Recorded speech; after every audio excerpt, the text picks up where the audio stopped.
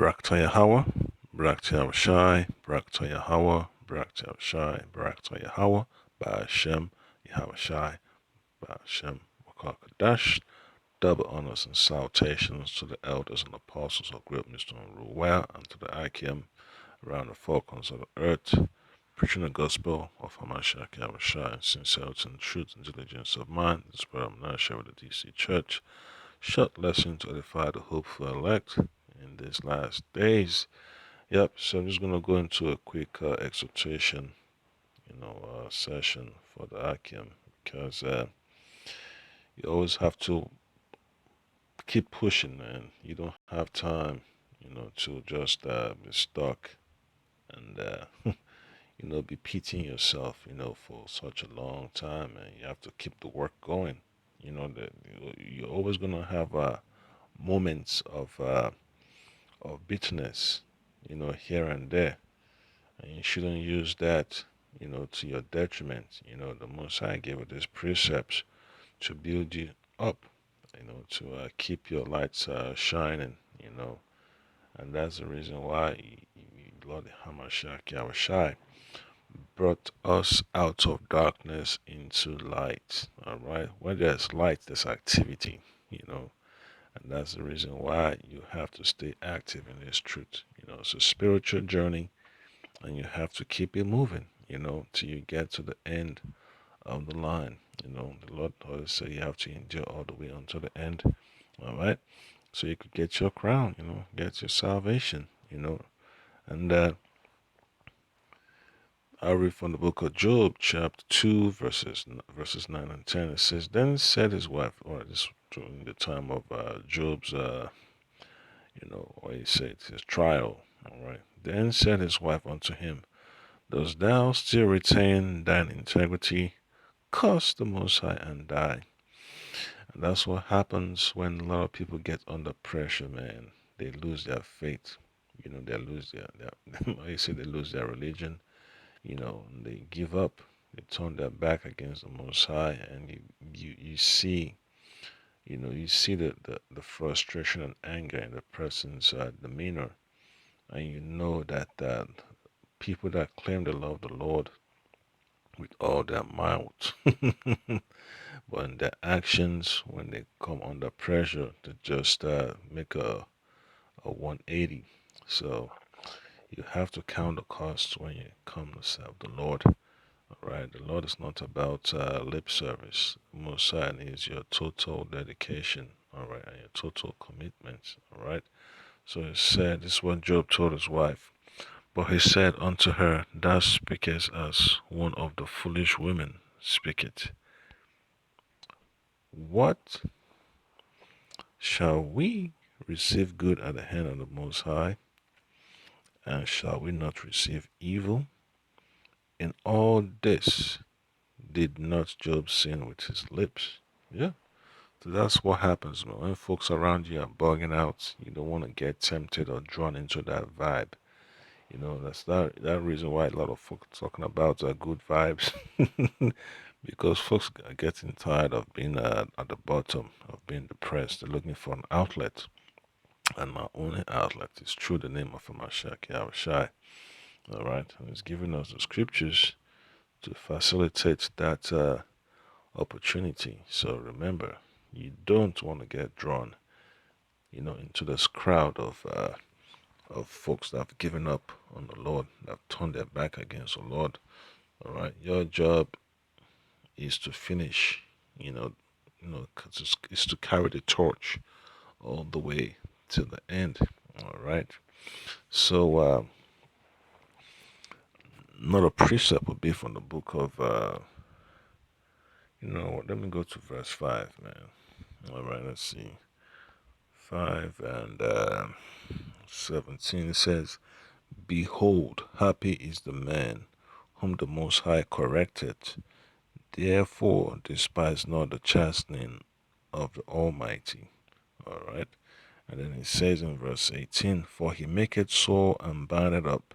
He wounded, and his hands make whole. All right. So that's the balance right there.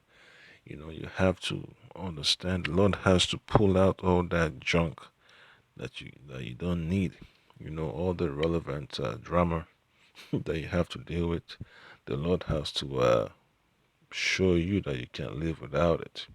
And a lot of folks that are around you that want that lifestyle, they're not going to be pleased. They want to pull you, into that mindset. So, hey, you just have to cut them loose and keep it moving. All right. So the Lord has already told you that there's nothing in this world that is worth losing your soul over. All right. So you have to learn to cut your losses and keep your blessings. Okay. So another precept be from the book of Proverbs, chapter 3, verse 11. So it says, "My son, despise not the chastening of the Lord, neither be weary of his correction." Yeah, that's correction, correction, correction. We're in a time of correction, okay? I can remember that. We are in a time of correction, all right? And you have to understand that correction is an excellent thing, man. It's to make you upright and righteous. So, let's pull up another precept that tells you about correction, you know, concerning rebuke. All right, so let's see. When you read Proverbs 15 and 10, it says, "Correction is grievous unto him that forsaketh the way, and he that hateth reproof shall die." All right, and that's a simple instruction right there. All right. So you want to avoid the pitfalls of this society, the pitfalls of this world, so that you'll be able to be saved in these last days, from the calamities that's coming upon the face of the earth. Terrible times are on the way, and you don't want to be a partaker of those bad times. You want to be safe, in the tabernacle of the Lord, all right? So, quick precept from book of, let's see, Hebrews, all right? Book of Hebrews, chapter 12. All right, so I click it on 13. Yeah, so I gotta do it.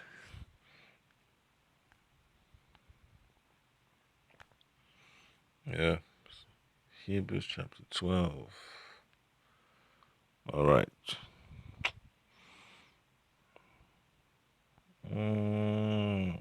All right, Hebrews 12 and 11. "Now no chastening of the present seemeth to be joyous, but grievous. Nevertheless, afterward it yieldeth the peaceable fruit of righteousness unto them which are exercised thereby." Yeah, so remember, man, the sweet and the bitter. That's what this gospel is about. It's about balance, okay? And this world is nothing but the bitter experience for our people, especially, the elect, all right, the on the one third, all right? The world is nothing but a place of bitterness. And that's why you can't afford to let this place consume you. You have to learn to let it go.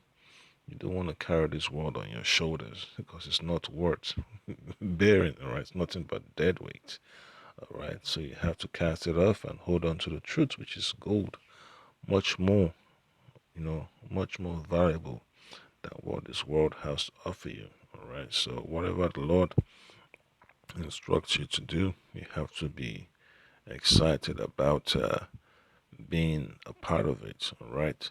Then it says,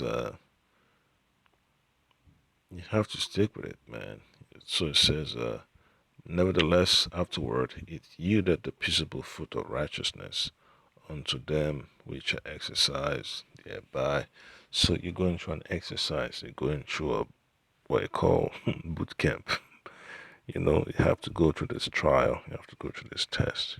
All right, so once you're able to master the lesson and pass the test, then you get your reward. That's one thing you have to be focused on, the end goal. It is to be saved. All right. And you have to strive the right way. All right.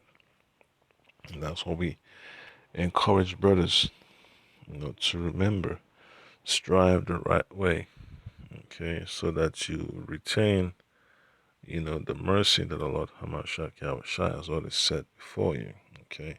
So, another precept be from Second Ezra chapter 14. I'm going to read from 13. All right. It says, Now therefore set the house in order and reprove thy people. Comfort such of them as be in trouble, and now renounce corruption. Yep, so that's why we're on the highways and byways, letting our people know to get in order, to streamline their life, learn to make things work efficiently with the little that you have, and don't seek to get more burdens upon yourself that is not necessary, all right, for your daily struggles, all right. And then it says, let go from the mortal thoughts, cast away the burdens of men, put off now the weak nature. And that's a quote you have to remember on a daily basis, man. You don't want to let your daily struggles consume you. All right. That's why the Lord says, cast off your burden, cast off, the body, your cares of this world, and focus your mind on Hamashiach Yahushai. All right.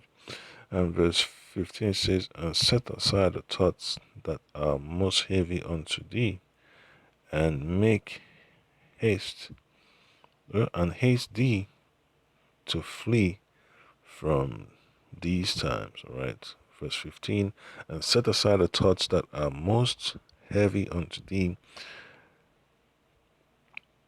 and haste thee to flee from these times. Yeah, so you have to look for that opportunity. You have to work on that opportunity to escape the dangers that's coming upon this society.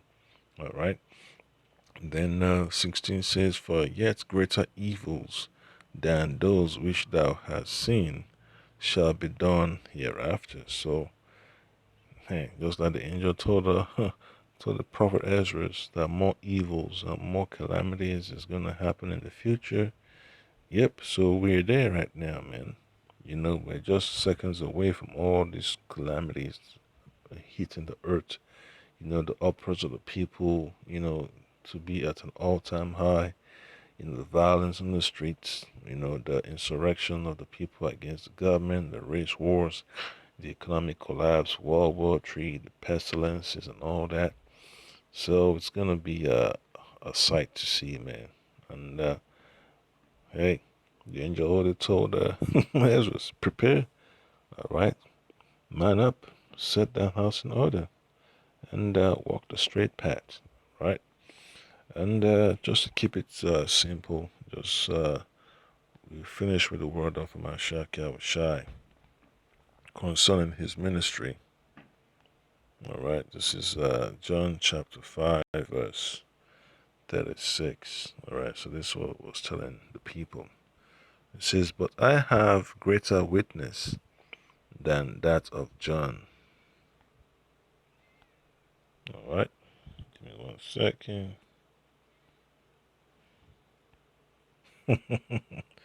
Yeah, that's why you gotta do it, man.